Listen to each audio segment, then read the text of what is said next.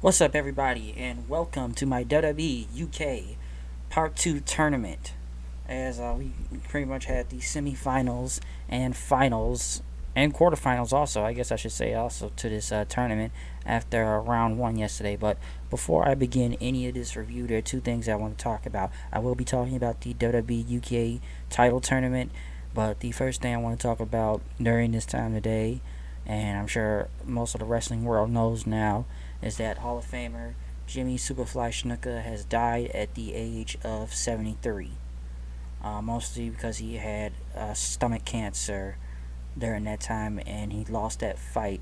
Also, I believe it was a week or two before, the charges were dropped for the 1982-83 murder of his girlfriend, Nancy Argentino, as they dropped the charges from him because he was mentally incompetent to stand trial. Now, I didn't grow up watching Jimmy Superfly Snuka, and the only really things I know about Superfly has I've done my research, yeah, but the most notable things I know is the whole coconut thing with Piper's Pit. That's one of his more known moments, and jumping off the cage on Don Morocco back then off the cage. And I also remember him from that WrestleMania 25 match between him, Piper, and Ricky Steamboat versus Chris Jericho.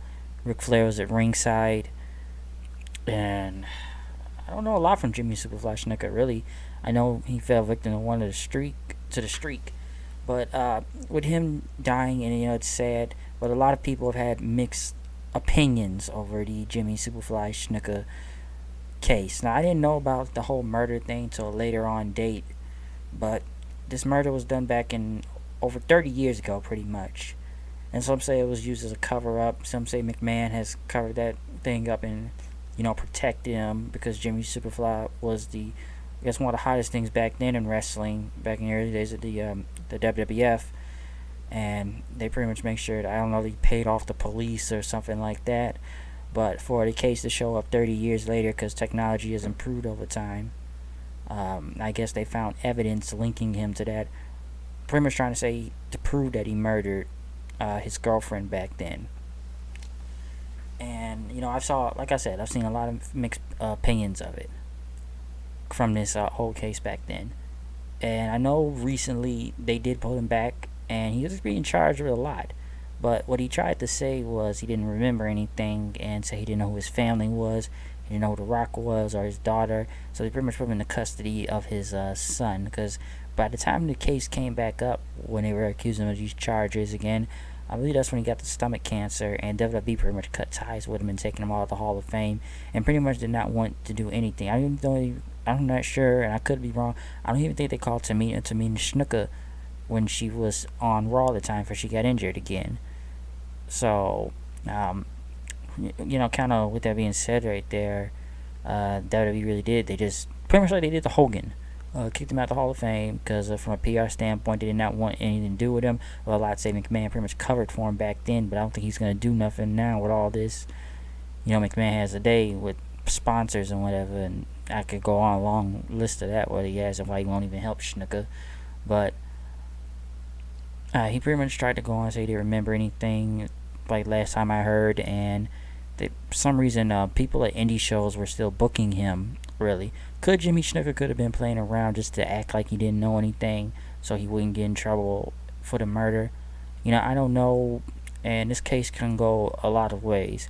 But when I heard that the charges were dropped, I was a little surprised that Jimmy Snuka got lucky and kind of got off this, really. And I know pretty much that girl's family is really pissed, and I don't know, and I'm sure they wanted justice for what happened to their daughter back then, to why she was even murdered and stuff.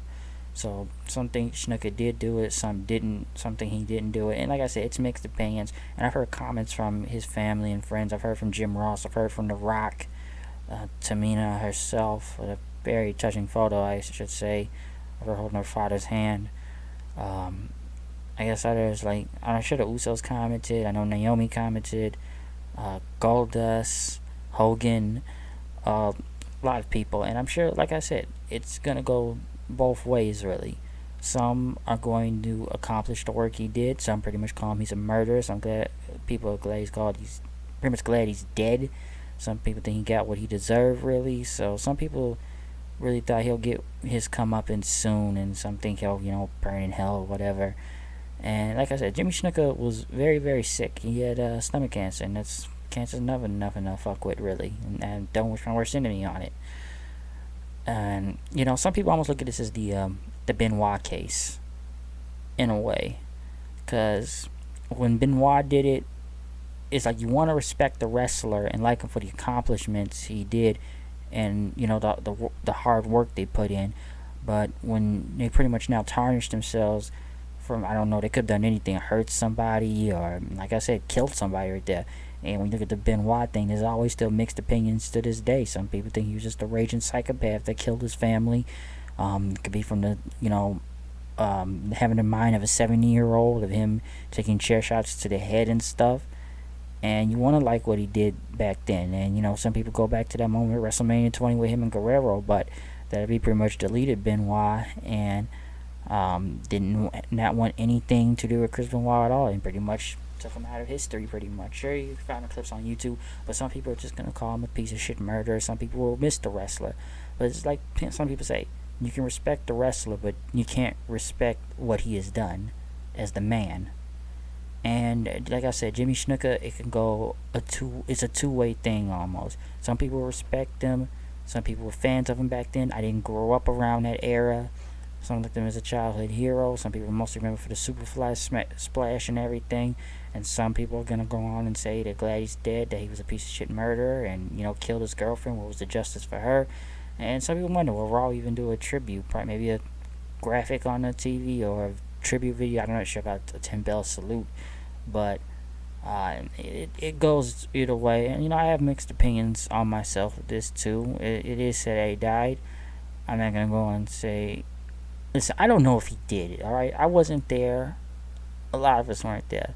But to bring this case back up 30 years later, it tells you something a little. But some are going to look at it as not guilty. Some people think he took it to the grave with him, pretty much. He got away with murder. Some are going to say that. Like, maybe allegedly. Maybe I should just say allegedly, because you never know. But they say he took it to the grave with him. That he legitimately got away with murder, and there was never any justice brought. Yes, he did die, but some say he just got away with it.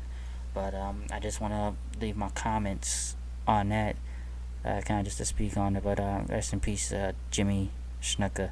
It's a mixed thing, and you think about it both ways, though. Well, let's move on to the WWE UK tournament as we continue day 2, since this is nighttime over there in the UK and daytime over here, about 2 o'clock in the afternoon where I'm at. We kicked it off with Pete Dunne versus Sam Gradwell in a quarterfinal match, and Gradwell won it, that match against Dunne right now after what happened yesterday when Dunne attacked him. And pretty much as this match went on, a pretty good match, I'll say that. Mostly Dunne was being probably the favorite to win anyway, especially to build in tonight's match. Dunne was able to get the win. Pretty much took him down. I think it was that pump handle flatliner and everything, and he pretty much got on the mic then, and he says, say my actions were controversial, but Mikey says he didn't. Like, some say they want to say, but they weren't. Triple H doesn't think either. So Dunne mostly being a favorite for tonight. Well, today, I guess where I'm at, for him to win. He beat Sam Gradwell pretty much in about 5 minutes. Mark Andrews versus Joseph Connors. I enjoyed this match. I usually know Mark Andrews is. Pretty much a good match. Mark Andrews won with the shooting star press for the win. I did enjoy this match, and good. At least they're giving I keep saying Mandrews. Mark Andrews a time to shine out here. Connors was mostly taking him out during the whole time, but Mark Andrews was able to get the shooting star press for the win. Wolfgang versus Trent Seven. Which Trent Seven? Let me say it's about. I think is it Trent Seven, or maybe it's Jordan Devlin. But whoever's the one that comes out almost dressed as Finn Balor with the jacket, I call him. He looks like a discount Finn Balor because he comes out with the jacket. No, it's not Trent Seven. That's Jordan Devlin. I'll get to him next. But yeah, Trent Seven was part of Mustache Mountain when he was Wolfgang. Wolfgang, wow, took a pretty much, I don't know where it was, but he took a good shot to the face. I think it was a kick and had a bloody nose out there. But he hit a swanton bomb, pretty much beating seven clean. They say he was the oldest man in his tournament, 29 years old. So it was a really good match for both these guys. I really thought that Trent Seven there would have won. You know, people know him from WCPW of Mustache Mountain and think he was going to pick up the win, but Wolfgang was a surprise. And next we had Tyler Bate versus Jordan Devlin. Yes, like I said, a little bit of a discount Finn Balor in a way. I still don't know. He just he dresses out, just has the jacket and everything, almost haircut style. Too, as fans chanted Jordan stupid, and once again, gotta give it to the UK crowd for just being so enthusiastic and chanting so much stuff. I don't even know what they're chanting at this point. I still thought it was funny yesterday with "Let's go Jesus, Jesus sucks," and just a lot of just a lot of chants are just going everywhere. I didn't understand. Let's go. You know, this is awesome. Bullshit chants, everything. But Tyler Bate winning against Jordan Devlin. An enjoyable match. Pretty much going at the sit out power bomb for the win.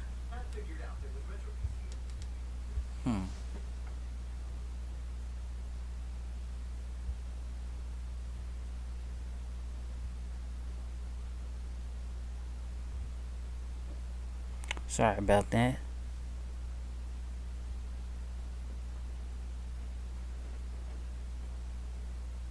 Yeah, pretty much won with the sit out power bomb for the win.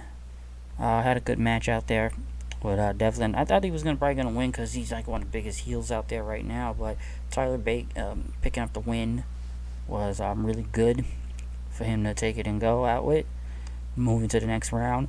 Next was one of my favorite matches of the night. One of them was Mark Andrews versus Pete Dunne semifinal match, which I really enjoyed. That I did not know who was gonna win out there. Really, fucking Dunne was killing Mark Andrews out there. Really, he was just murdering him. Especially those suplexes off the rope. Him with a German hitting the top turnbuckle. Really, and Andrews countering with a stunner, and like he tried to continue to go for the bitter end, the pump handle flatliner, but Andrews was pretty much dodging every time he could, and he went for another shooting star press, but then hit with a German suplex, and hit with a neckplex, and then he did the pump handle flatliner bitter end move, which was one of my favorite matches of the night.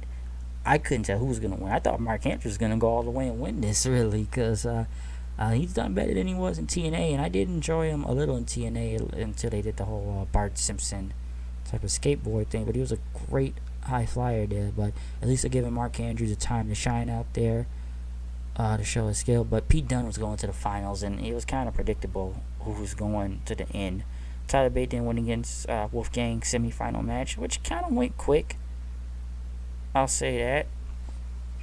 It went a little bit quick, but he pretty much hit him with the I'm trying to. I don't know. It was the Tyler. What's it called? The Tyler Bate 97 move. That's his finisher is called, or the Tiger Driver. But he pretty much just sit out power bomb again. Pretty much beating Wolfgang. And then after that, Pete Dunne came out. Pretty much started beating the crap out of him. As Cole said, he's a maniac. Somebody get this maniac out of here. Cole just kept beating him up as William Regal had to take Dunne away from him as they pretty much tried to stare down with each other. As they had to take Pete Dunne to the back. Next thing you know, Neville came out to a big reaction because he feels like he's been forgotten again. He said he should be the UK champion by default because the powers that be didn't want him to be in this tournament because they wanted a competitive tournament. Next thing you know, Tommy End came out from NXT, which I heard they changed his name now in NXT, but to Alistair something. But Tommy End was here to face Neville, which put on a great match that I would love to see. So they were a little bit disappointed, but Neville won with the red arrow to beat Tommy End. And I enjoyed the match right there. I didn't think Neville was even there, but they needed to fill in sometime before the main event for the championship. Charlie Caruso was talking in the back about Tyler Bates' injury, saying he had a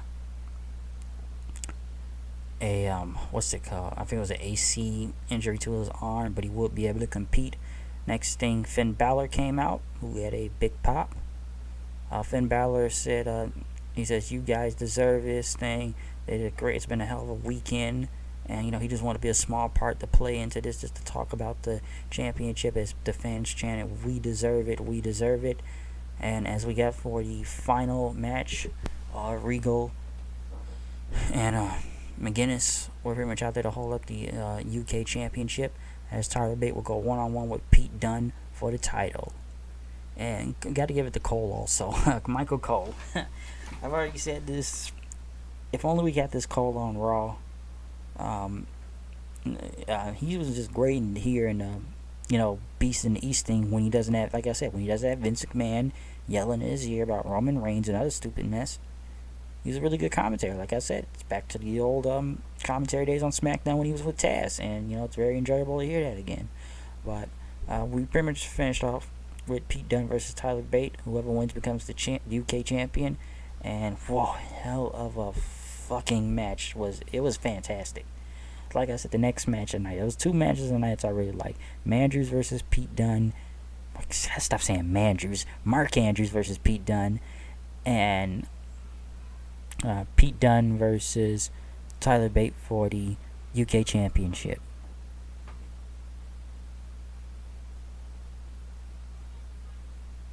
Which was a very... The hell is that?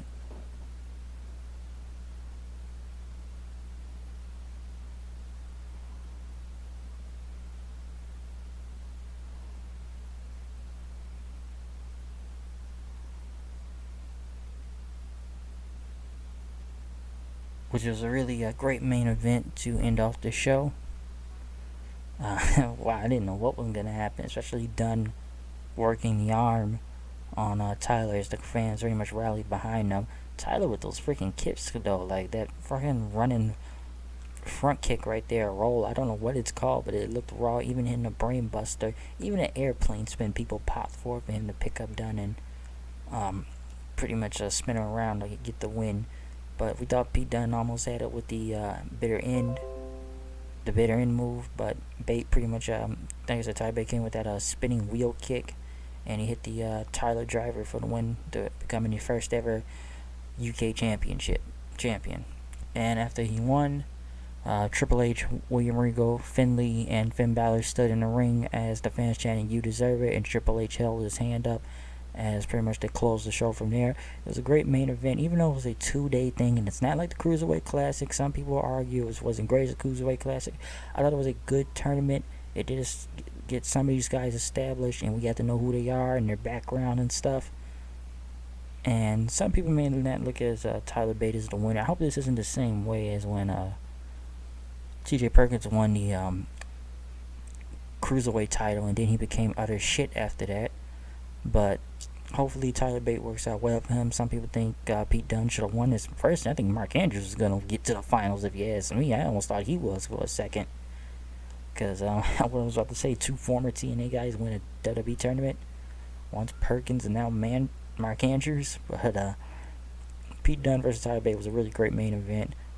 Honestly, I thought Dunne was going to win it. He was odds-on favorite to win the match, and you couldn't tell where this was going to go, really. And it was just a hell of a show. It's not like the Classic, though, where we had time and everything, and the show was taped. It was time to, go through each guy. And this was, like I said, 2-day tournament. Went as quickly as it could. Some matches were short. Some of them were okay. It's not as great as the Classic, but they did good for it as well, especially day 2 to put on some better matches. But like I said, my favorites of today were Mark Andrews versus Pete Dunne, and Pete Dunne versus Tyler Bate for the UK Championship. But now that the tournament's over, the real question begins. The aftermath. Either A, they'll end up like the Cruiserweights, because we've seen what's happened with the Cruiserweights now after we put them on Raw and giving them our own show, and how bad that's gone, that nobody's barely in the crowd. Or after SmackDown, they all walking out, or the crowd is silent that no one cares, or they give the Cruiserweights 4 to 3 minute matches on Raw that they become piss break matches and no one cares about them anymore at some points. Yes, there are a few favorites, but as an overall division, no one is giving a fuck about the Cruiserweights because of Vince McMahon and Kevin Dunn.